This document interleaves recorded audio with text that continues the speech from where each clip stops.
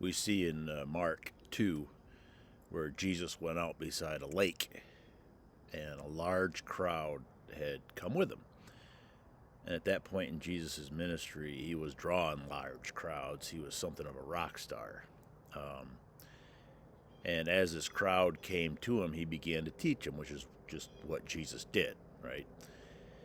And in fact, it seems like he was always teaching by what he said, yes, but most importantly by what he did.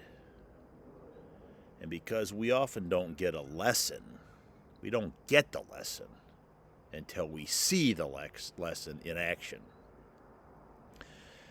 For example, we can say, or we can hear Jesus say, that Jesus loves the unlovable.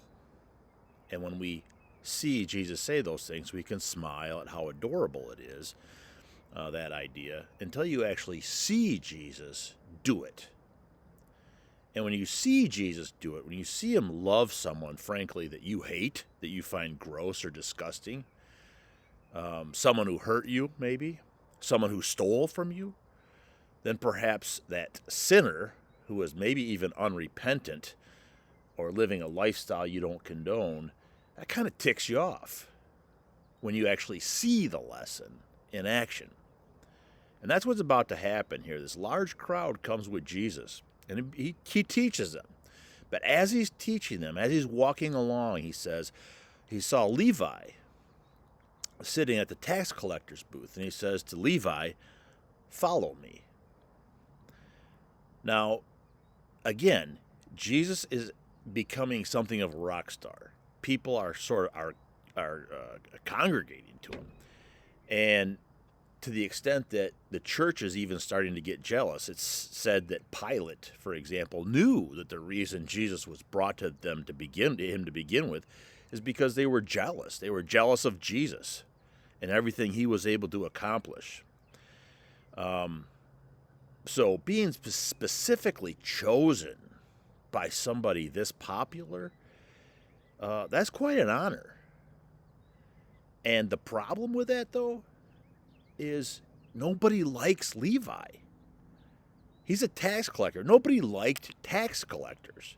He wasn't one of the holy ones, who had been spending their lifetime devoting to God and religion. But he was somebody who took your money and gave it to Rome, and nobody liked paying Rome anything. And beyond that, tax collectors were reportedly skimming money off the top, right? They were stealing your money in addition to sending it to Rome. So that the idea that Jesus would somehow show favoritism towards this person, that's a problem. That maybe Jesus was endorsing him somehow? That Jesus would choose to spend time with this person instead of the righteous? So right now there's a big kerfluffle going on with my favorite beer, Bud Light. They endorsed a person that Bud Light drinkers find objectionable, gross. They don't like this person. So Bud Light has been boycotted and attacked by its largely conservative Christian followers for endorsing somebody they don't like, they find gross. Bud Light drinkers don't want their beer associated with such a person that they feel is gross or weird or, heaven forbid, a sinner, right? Bud Light should only endorse people we think are cool, that are on our side. And you know what? Bud Light listened. They ditched the uncool person to try and win back their drinkers by aligning themselves with more cool people. Okay? That's what a beer company does. And I've been in corporate America long enough to know that Bud Light doesn't love or really even celebrate this person they endorsed. They love money, and they thought this person would bring them money, and guess what? They were wrong. And as soon as they realized there was nothing in it for them to endorse this person, to be associated with this person, they jumped ship. They cut bait. And they went back to endorsing people that Bud Light drinkers like. Jesus, on the other hand, this is where Jesus and Bud Light differ. Jesus would lose his life because of his affinity for these people. Okay?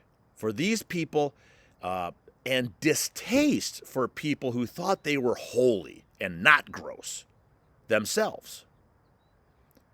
And his pushback against them and their hypocrisy is what got Jesus killed.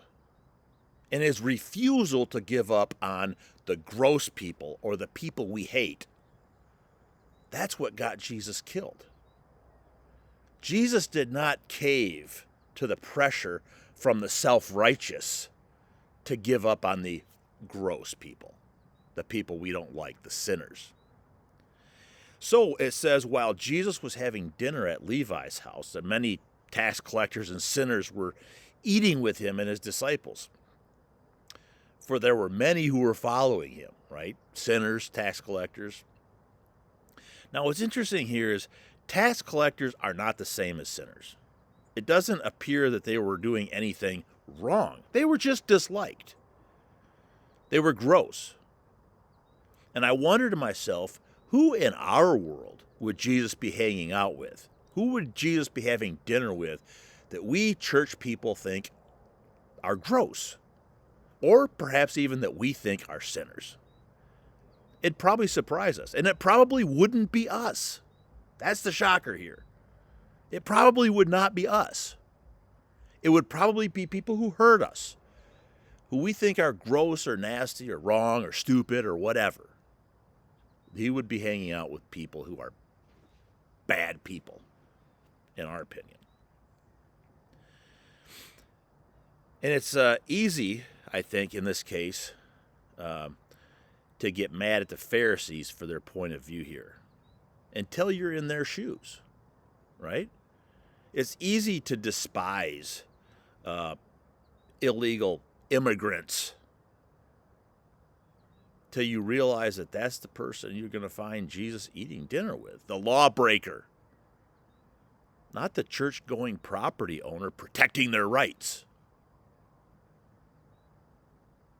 When the teachers of the law, who were Pharisees, saw him eating with sinners and tax collectors, they asked the disciples, why does he eat with those people? Why does he eat with tax collectors and sinners? Why does he do that?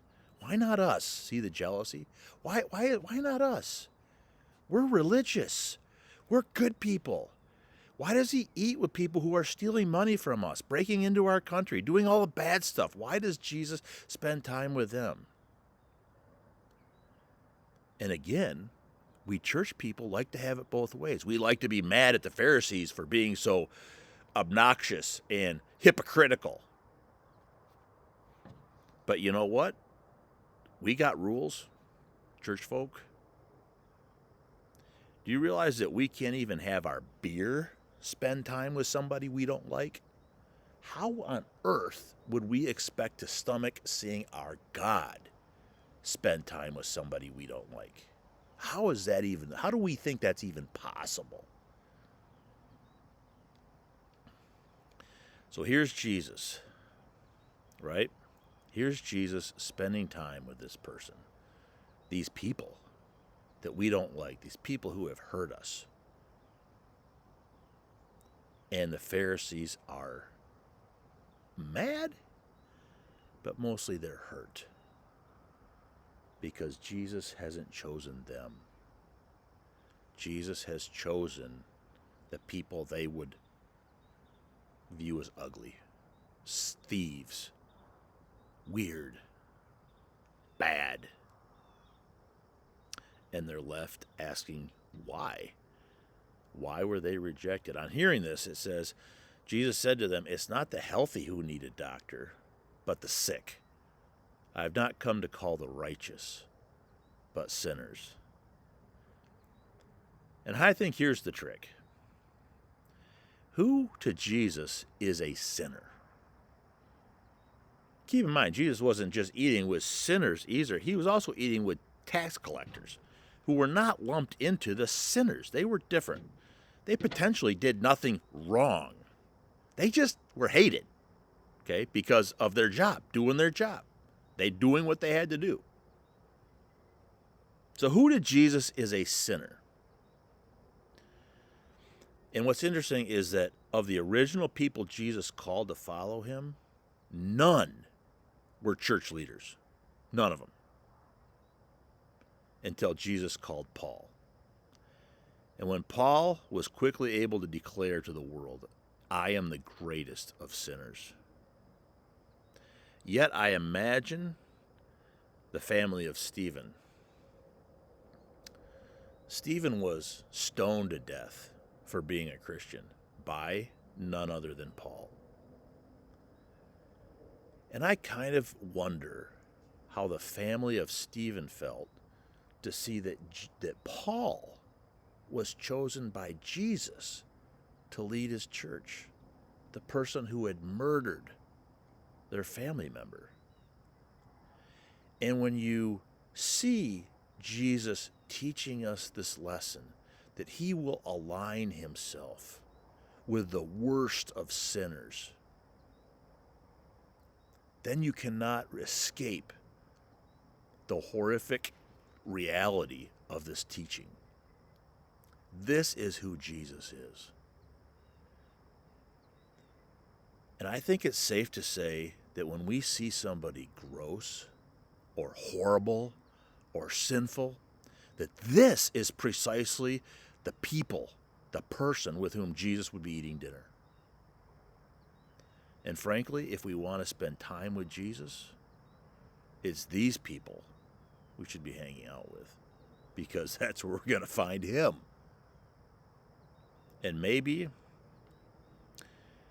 when we, the church, can see how much we despise Jesus for doing this, how much we despise and want to boycott Jesus for spending time with these weirdos and sinners and hurtful people, that we will come to grips, in fact, with our own sin. We will maybe come to grips with our own ugliness. And then, maybe then,